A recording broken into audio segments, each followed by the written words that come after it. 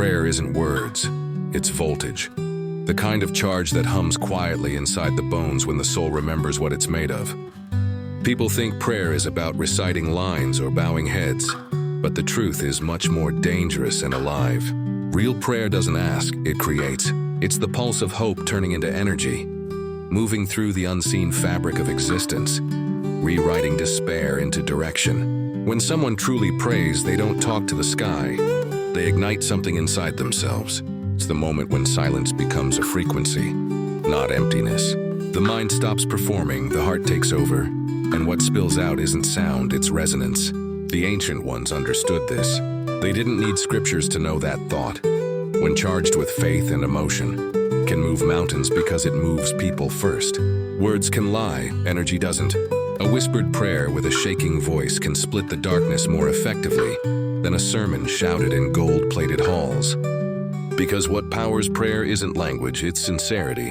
The universe doesn't respond to grammar, it responds to vibration. When hope aligns with action, something invisible begins to rearrange itself. You can feel it in your skin before you see it with your eyes. This is why true prayer has nothing to do with religion, and everything to do with connection. It's the moment you stop negotiating with the divine and start remembering you're part of it. You stop asking, why me, and start breathing, I'm ready. That shift is microscopic but seismic. Suddenly, life stops being an obstacle course and becomes a mirror reflecting what you dare to believe. Every human being carries this current. It's the same force that pulls seeds toward sunlight and galaxies toward each other. When you pray, not to plead but to awaken, you plug back into that circuit. The world doesn't change instantly, you do, and that's enough. Because when your frequency changes, everything you attract begins to align differently. People call it luck, timing, fate, but it's just the echo of your internal prayer coming back home. Hope, then, isn't some naive wish floating in the air. It's fuel. It's the oxygen that keeps the fire inside from going out when the night gets long.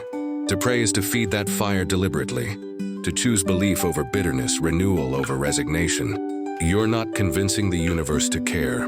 You're reminding yourself that it already does. There's a kind of sacred defiance in that. To pray sincerely in a broken world is to refuse decay. It's rebellion disguised as grace. You're saying, I still believe goodness has gravity. I still believe light deserves to exist. And the universe, stubborn as it is, listens to that kind of audacity. It always has, so forget the performance. Forget the memorized lines. Close your eyes and breathe until your heart stops sounding like fear. What rises next? That stillness charged with intent, that's prayer. That's energy dressed as faith, invisible yet undeniable. You won't see it, but you'll feel the temperature of your spirit shift.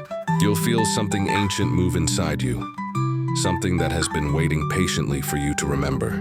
Because prayer, in the end, isn't about asking for miracles.